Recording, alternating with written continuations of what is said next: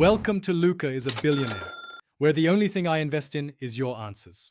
You start by narrowing where it most likely is and act fast.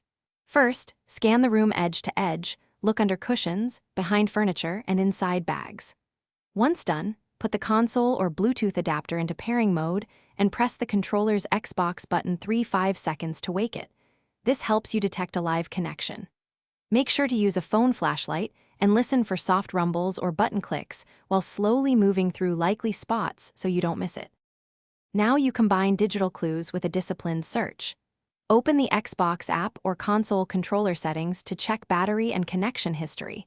A recent connection narrows the search area. Next, perform a systematic grid search.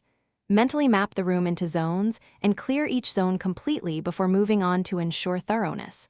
While searching, check unusual hiding spots like laundry baskets, pet beds, or behind stacked boxes. Controllers slip into tight gaps. Make sure to crouch and look from different angles to reveal obscured edges. Finish by honing in with tools and final checks. If the controller is wireless, use a Bluetooth scanner app to watch signal strength change as you move. This gives direction. Once you're close, retrace your last gaming session, think where you set it down during breaks, and check those surfaces again. If you still can't find it, swap batteries or plug it in with a USB cable to see if it illuminates.